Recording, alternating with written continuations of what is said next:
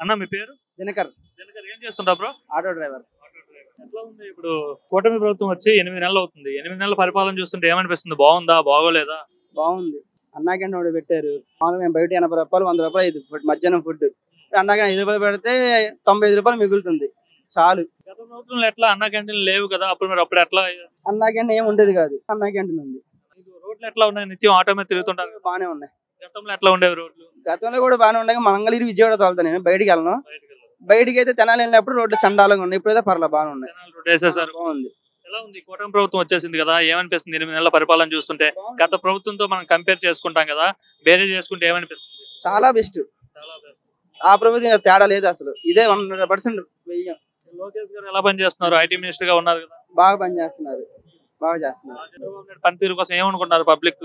బాగుంది, అందరూ అంటున్నారు కదా, మాట్లాడుకుంటారు కదా, డిస్కషన్ చాలా మంది మాట్లాడుకుంటారు. చంద్రబాబుని పొగుడుతూ మాట్లాడుతున్నారా, తిడుతూ మాట్లాడుతున్నారా? పొగుడుతారు. అది శివకోటేశ్వర ఏం చేస్తుంటారండి? వ్యవసాయం. సార్ ఇప్పుడు నారా లోకేష్ గారు యువగలం పాదయాత్ర చేశారు, ఐడియా ఉందండి? అంటే పాదయాత్ర స్టార్ట్ చేసి నేటికి 2 ఏళ్ళు అవుతుంది. సో ఆయన పాదయాత్ర ఎలా జరిగింది అనుకుంటున్నారు? ఎందుకంటే చాలా మంది ఆయన పాదయాత్ర చేయలేరు, పాదయాత్ర జరగదు, పూర్తి చేయలేడు అని చెప్పి చాలా మంది చాలా రకాలుగా మాట్లాడేవారు. సో ఆల్మోస్ట్ పాదయాత్ర కంప్లీట్ అయిపోయింది. తర్వాత ఎలక్షన్స్ లో కూటమి పార్టీ కూడా విజయం సాధించారు. ఆయన పాదయాత్ర కోసం ఏం చెప్తారు? పాదయాత్ర అయితే మాత్రం స్టార్ట్ అయిన దగ్గర నుంచి నేను టీవీ చూస్తూనే ఉన్నాను, ఏ రోజు గారు అప్డేట్ చేస్తున్నాను. నేను ఆయనకైనా పాదయాత్రలో నిమగ్నమై నడుస్తూ పాదయాత్ర చేస్తూ అంతా కూడా ఎవరికి సంబంధించిన వాళ్ళకి చెప్పడం జరిగింది. రైతు వారికి విద్యార్థులకి ఎవరి కాళ్ళకే వాళ్ళ క్వశ్చన్ అండ్ ఆన్సర్లు ఇవ్వడం జరిగింది. పాదయాత్ర కూడా చాలా అద్భుతంగా జరిగింది. దాని గురించి చెప్పుకోదగ్గ విషయాలు. ఎంత బాగా జరుగుతుందండి పాదయాత్ర? అంత బాగా జరుగుతుంది. చేయగలుగుతాడు. నేను చేయగలుగుతాను అనుకున్నా. శారీరకంగా అంటే బాడీ సేవింగ్ చేసేవారు కదా, ఆయన నడవలేడు.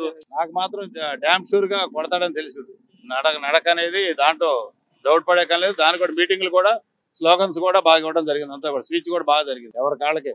దాంట్లో ఏమనిపిస్తుంది లోకేష్ పాదయాత్ర తర్వాత పాదయాత్ర ముందని ఒకసారి మనం చూసుకుంటే ఏమైనా మార్పులు వచ్చిందా లోకేష్ లో?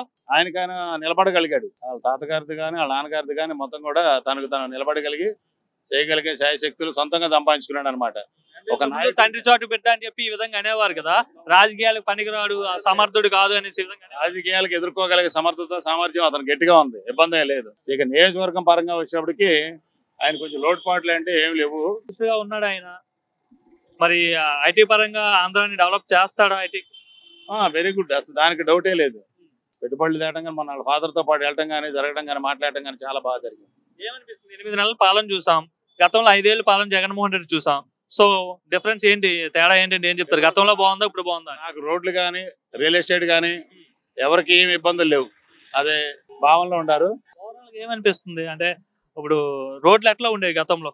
రోడ్లు గుంతలుగా ఉండే కదా, వాటి మెరుగుపరిచారు కదా. మామూలుగా అక్కడ పోడికలు పట్టించుకోలేదా గత ప్రభుత్వం? అసలు పొరపాటు కూడా ఏం లేదు. మళ్ళీ కూటమి ప్రభుత్వం వచ్చి చేస్తుంది, అంతే, ఇబ్బంది లేదు. ఏమనుకున్నారు చంద్రబాబు నాయుడు పాలన కోసం? ప్రజలు గ్రౌండ్ లెవెల్ ఎదురు చూశారు కదా, దానికి విజేతలు అయ్యారు. ముందు ప్రజలే విజేతలు. మంగళగిరిలో లోకేష్ ని అంత భారీ మెజార్టీతో ఎట్లా గెలిపించేస్తారు? ఎందుకంటే ఇక్కడ ఏదైతే ఎక్కువ సామాజిక వర్గం ఉందో అవతల వాళ్ళు అంటే పద్మశాలి కమ్యూనిటీ వాళ్ళు అపోజిట్ గా పోటీ చేసినా సరే ఆవిడ్ని కాదని చెప్పి లోకేష్ గారికి అంత భారీ మెజార్టీ ఇవ్వడానికి కారణం ఏంటి? పోయినసారి కూడా లోకేష్ బాబుకి మంగళగిరి కాన్స్టెన్సీలో మంగళగిరి వార్డుల్లో పద్మశాలిలే మెజార్టీ తెచ్చారు. మళ్ళీ ఇప్పుడు కూడా వాళ్ళే మెజార్టీ తెచ్చారు. కులపరంగా అయితే మేము మనకి కులం మనకి ఇబ్బంది పెడతారు కాబట్టి ఆయన అయితే మనకి చేయగలడని పెట్టేసేసి బీసీ అనేది ఏమి లేదు దృష్టితో వాళ్ళు ఓటింగ్ ఇవ్వడం జరిగింది. మెయిన్ గెలిపించుకున్నందుకైతే మీకు న్యాయం చేస్తున్నాడా మరి లోకేష్?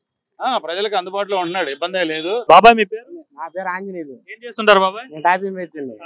పనులు దొరుకుతున్నాయా మరి? బ్రహ్మాండంగా. గతంలో భవన నిర్మాణ కార్మికులకు పనులు ఉండేవి కాదని చెప్పేవారు కదా, సో మరి కూటమి ప్రభుత్వం వచ్చిన తర్వాత ఎలా ఉంది? బాగుంది, బ్రహ్మాండంగా ఉంది. గతంలో ఎట్లా ఉండేది మీకు? ఎట్లా ఉండేది? మా 1400 కోట్లు తినిపారు నువ్వాడు. మా సొమ్ము భవన నిర్మాణ కార్మికుల సొమ్ము 14,040 కోట్లు తినేసాడు. అడిగితే మమ్మల్ని లోపలేసాడు. నేను యూనియన్ సెక్రటరీని. మమ్మల్ని లోపలేసాడు, తీసుకెళ్లి ప్రతి మండలంలో ప్రతి జిల్లాలో అన్ని చోట్ల లోపల పడేసాడు మమ్మల్ని. మీ డబ్బులు తిన్నాడు? మాకు భవన నిర్మాణ కార్మికులకి మా భవనాలు కట్టినప్పుడు మాకు దాంట్లో అని చెప్పి మాకు డబ్బులు ఇస్తారు. ఆ డబ్బులు మా గవర్నమెంట్ లేబర్కి వెళ్తాయి, లేబర్ ఆఫీస్కి వెళ్తాయి. లేబర్ ఆఫీస్ నుంచి మాకు ఇబ్బందులు జరిగినప్పుడు మాకు ఇస్తారు. మాకు ఇవ్వకోకుండా తినేసాడు, చెప్పపెట్టుకోకుండా. అడిగినందుకు మమ్మల్ని లోపలేసాడు. కేసు పెట్టారా? కేసు పెట్టి లోపలేసారు. అసలు మళ్ళీ మీద రానిలే మమ్మల్ని. ఎన్ని రోజులు ఉన్నారు మీరు? నైట్ అరెస్ట్ చేశారు. అంటే హౌస్ అరెస్ట్ చేశారు. హౌస్ అరెస్ట్ చేసి లోపలేసారు. అంటే లోపలే ఉంచారు మమ్మల్ని, బయటికి రానిలా. మాకంటే పెద్ద నాయకులు కూడా రానిలా అన్ని నిమిషాలు పెట్టాడు. నిత్యావసర వస్తువులు పెరిగిపోయినాయి, ఇసుక రేటు ఇసుక దొరకలా, సిమెంట్ కట్టల రేటు పెరిగింది, ఐరన్ పెరిగింది, అన్ని పెరిగిపోయినాయి రేట్లు. మేము పని కోసం మేము ఎత్తుకోవాల్సి వచ్చింది. ఇప్పుడు పని కోసం మా కోసం ఓనర్లు వస్తున్నారు, మా పని చేయని. అప్పుడు అన్ని బాధలు పడ్డాం. మార్పు రావడానికి కారణం ఏంటంటే ఇంతకుముందు మీరు పని కోసం ఎత్తుకున్నారని చెప్తున్నారు, ఇప్పుడు ఓనర్లు మీకోసం ఎత్తుకున్నారని చెప్తున్నారు. ఎత్తుకున్నారు రెండే పని చేయాలని. మార్పు అంటే ఇసుక రేట్లు తగ్గించారు, అన్ని రేట్లు తగ్గినాయి, నిత్యావసర వస్తువులు కూడా నిన్న కూడా తగ్గినాయి. తగ్గిన వాటిని వీళ్ళు ఇంకా తగ్గిలేదు, తగ్గిస్తారు నిదానంగా. మరి మమ్మల్ని అన్ని ఇసుక తాట వస్తుందంటే పట్టుకున్నారు. 5,000, 7,000, 6,000, 5,000, చివరికి 3,000కి వచ్చింది. ఇసుక గోతాంలో వేసుకెళ్తాను కూరుకునేవాళ్ళు కాదు, ఆటోలో వేసుకెళ్తే కూరుకునేవాళ్ళు కాదు. అన్ని ఇబ్బందులు పడ్డాం మేము. బాగుంది, ఇప్పుడు బ్రహ్మాండంగా ఉంది. పనులు ఎలా జరుగుతున్నాయి ఇక్కడ? రేపు నెల నుంచి బిగిన్ అవుతాయి. అమరావతి పనులు బాగానే, జనం కూడా ఇక్కడ దిగారు. మాకు రియల్ ఎస్టేట్ ఎలా ఉంది? రియల్ ఎస్టేట్ బాగా పెరిగింది, ఒక్కసారే పెరిగింది, రూపాయి 10 రూపాయలు పెరిగింది. రియల్ ఎస్టేట్ కూడా బాగానే ఉంది. పెరిగట ఆగింది, నిర్మాణం జరుగుతుంటే గానీ మనకు లైన్ లోకి రాదు. ఏది రాజధాని నిర్మాణం జరుగుతుంటే గానీ మళ్ళీ మన లైన్ లోకి రాదు. చంద్రబాబు వచ్చిన తర్వాత చంద్రబాబు కోసం ఏమనుకుంటున్నారు మీ భవన నిర్మాణ కార్మికులు కావచ్చు, ప్రజలు కావచ్చు? ఆయన మమ్మల్ని విమర్శలు పెట్టాడు, నోరు ఎత్తనీయలేదు, వాలంటీర్లు పెట్టాడు, నానా బాధలు పెట్టారు వాళ్ళు. మేము ఏదైనా మాట్లాడామనుకో, మీకు అవి రావు, ఈ రావు, అమ్మఒడి రాదు, లేకపోతే మీకు వచ్చే డబ్బులు రావు అన్నారు. ఎమ్మెల్యే వచ్చి ఇంటింటికి తిరిగి ఏం చెప్పాడు, మాకు మీకు 2 లక్షలు వచ్చినాయి, 3 లక్షలు వచ్చినాయి మీకు జగనన్న ద్వారా అన్నాడు. జగనన్న జేబులో ఇచ్చాడా? ఇవ్వలేదు కదా, ప్రజలే కదా ఇచ్చింది. మరి ఆయన ఇచ్చారని చెప్పుకోవడం, ఇంటికి ఎమ్మెల్యే గడపకి ఎక్కాడు, గడపకి వచ్చి మమ్మల్ని అడిగాడు, ఇదిగో మీకు ఎంత వచ్చిందని. ఎవరు సొమ్ము? ఆయన సొంత జేబులో ఇచ్చాడా? ప్రభుత్వం ఇప్పుడు వడ్డీ మన పన్నులు ఖర్చుకుంటున్న ఇవే కదా మనకి ఇచ్చేది. అట్లాంటి బెదిరింపులు ఉన్నాయా ఇప్పుడు ఈ ప్రభుత్వం? ఏమీ లేవు, ఫ్రీగా ఉన్నాం, హ్యాపీగా ఉన్నారా? హ్యాపీగా ఉన్నాం.